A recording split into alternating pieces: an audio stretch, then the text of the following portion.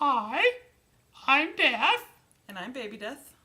and we'd like to welcome you to a very special episode of the Death and Baby Death Book Hour. That's right, it's been a while since we've showed up.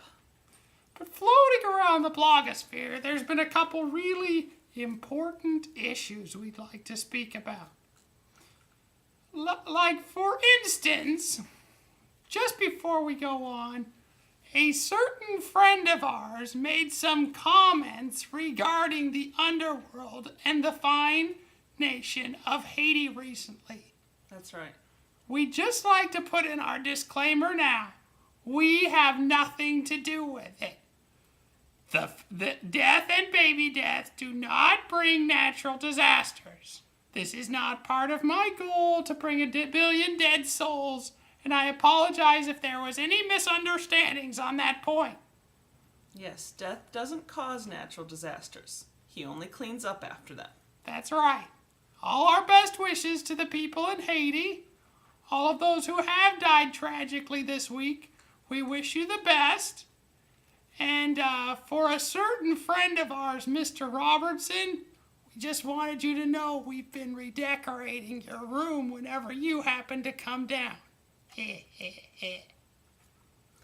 So next up on our agenda, we've seen a lot of people posting about why GLBT issues are important to them, and we thought we would contribute our thoughts as well. That's right. Baby Death's been working hard on this one. It's an important issue for him. My fellow corpses and future corpses, there are those in the overworld who have expressed their convictions that homosexuals should be shunned. We of the underworld do not take religious positions. That's just not, as the kids say, how we roll. But we don't understand how anyone can decide that they have the right to decide how someone else lives, any more than they have the right to decide when someone else dies. You see, there are a lot of souls in the underworld. Some souls like boys, some like girls, some like to breed rabbits, some like to sing show tunes, and in the end, they're all souls. Death, my friends, is an equal opportunity destroyer. Glory, glory, And they're good people. So, We've never had a cocktail party until you've invited Oscar Wilde. Virginia Woolf, nicest bridge partner you'd ever imagine. That is how death rolls. For the corpses, of the corpses, by the corpses, all the corpses. I have to stop singing now. Yes. Okay. Yes, sorry. Thank you, Baby Death. That was very inspiring. We had one final issue we wanted to talk about, and I have to say, this one personally boggles my mind. In the year 2010, it amazes me that we still need to discuss this issue.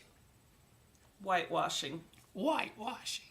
Which is okay if that means that you're bringing on the pale skulls of death. That's right. I mean, I'm all for white people if it's the pale white skin of the newly dead corpse. Or the skulls. Or skulls. We love skulls. But seriously, we have nothing against black. I mean, just look. Obviously, we don't have a problem. And yellow, brown, all of these colors can be incorporated into the newly dead.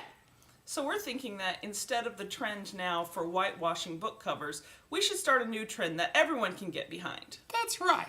I mean, when you think about it, okay, we understand book marketers need to tart up their covers just a little bit. But why whitewash when you can death wash? That's right. Every cover, just with a couple little tweaks, they don't even have to be big, can be nice and deadly beautiful. In fact, some of our friends in the publishing industry have already jumped onto this bandwagon. Pride and Prejudice and Zombies, for instance. Excellent cover. Well done, folks. But we think that this could be expanded further into the book marketing world. And we decided to make some examples for you. Take this fine cover. Tender Morsels. Wonderful book. But the cover, wouldn't it be better something like this? Nice. See, it's the subtle touches. Another book, Never Let Me Go. Nice, quiet literary book. Kind of a boring cover. a little bit of a snorer of a cover. I mean, you know, we looked at this cover and we thought something's missing, a certain joie d'amour. So we thought maybe something more like this. See, you'd hardly notice it if somebody didn't point it out, but it just appeals to that part of you that says, time to buy books. That's right. And we're not snobs. Not all our books have to be literary. That's right. We think this trend could be extended out into genre fiction. Take this fine cover for Does She Dare by Tawny Weber. Nice, bare chest, better with a little bit of a hole in the middle, but you know. But still, wouldn't you prefer it like this? Darling, jump on my iron pony and ride with me. See, we think this is a trend that could be all throughout publishing. That's right. So folks, why be racist when you can be lifist? That's right. No more whitewashing. Let's deathwash instead. So that's it for our very special episode of the Death and Baby Death Book Hour. Now you know, and knowing is half the battle. That's right. So we'll say good night, sleep Sleep tight. tight. Don't let the death bugs bite.